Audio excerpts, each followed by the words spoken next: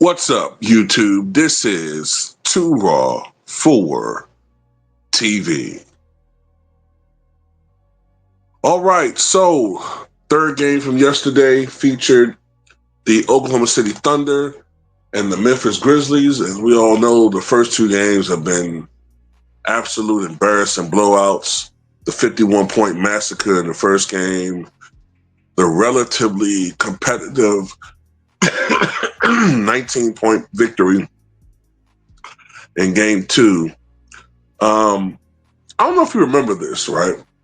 But in my last video, I told y'all that I thought game three would go something like this, right? I said, I think Memphis is going to come out energized. And I think Memphis was going to come out and build a double-digit lead. But ultimately, I thought that OKC, their depth, their defensive prowess, and just being a better team overall and better coached, ultimately they would prevail. They would knock down the lead and just clutch their hearts from their chest and pretty much end this series. I didn't anticipate the Grizzlies to come out the way they did. 26-point halftime lead. Looked like the game was over, even though Ja Morant suffered a hip injury. I think it was in the second quarter. And I got to tell you something, man.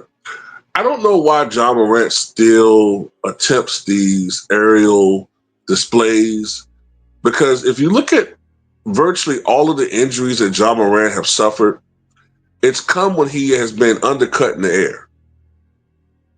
And I thought he vowed, I mean, I understand you can't really always control your instincts on the court, but I know a couple of years ago he vowed to stop attempting those types of plays, you know what I'm saying? But things come natural. This is game. But, it just seems like every year Ja Morant gets hurt. He gets hurt.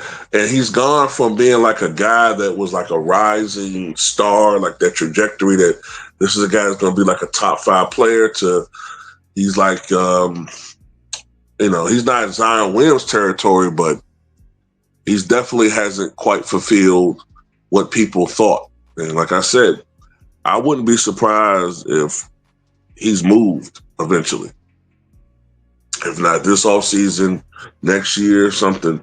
But anyway, even without him in the game, the Grizzlies should have still been able to win this game. You know what I'm saying? At one point in time, the Grizzlies had a 29-point lead. No team has ever, until yesterday, overcome a 26-point halftime deficit in the playoffs. The Thunder made history yesterday. They came back and won the game, 114-108, and they have taken an overwhelming 3-0 lead in this best-of-7 series. For all intents and purposes, especially with Ja Morant having his injury, the series is over with. Okay? The series is over. The Thunder big three came through. Ultimately, Chet Holmgren had 24 points. Williams had 26 points. Shai Gilgeous-Alexander, 31 points. Alex Caruso was big down the stretch, 4 steals. Those steals were very critical as far as helping to catapult the Thunder's late run. To give you an idea about tale of two different, I don't know if I want to say halves, but maybe a tale of two halves. The Thunder started off the game, the Grizzlies started off 10 of 19 from three-point range. They finished the game 4 for 23 from three-point range. And like I said, this series is over, and ain't really much else to do as far as to expound on this. The series is over. I really truly believe, and I've been saying this for quite some time, that this Thunder team is a historically great team, and people have just been so slow to process that, to wrap their minds around it. Or because you just tend to think less of small market teams. People are brainwashed into thinking that only large market teams can be great. Only teams with established superstars are great. Well, the Phoenix Suns prove to you that that's not necessarily true at all. This Thunder team is coming. They were good last year. They made what didn't they lose in what?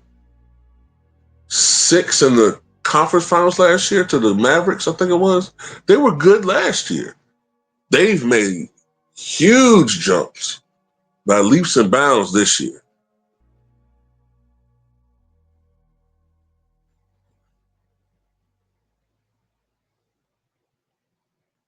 And like I said, you look at the records they set this year, most double-digit wins in an NBA schedule season ever, largest point differential in NBA history, and that includes the 2016 Warriors, the Durant Warriors, that includes the 96 Bulls, the 83 Sixers, the 87 Lakers, the 86 Celtics, the 68 Sixers, 67 76ers, the 72 Lakers. I'm naming all-time great teams. So that's why I'm saying, like, I don't understand why people, and I'm not saying they're going to win a championship, but they have the potential to be an all-time great single-season team, man. And people need to start putting more respect on the Thunder as far as what they're capable of. It's not easy to come back from a 26-point deficit, you know. But anyway, that's all I got to say about it, man. Tell me what you guys think.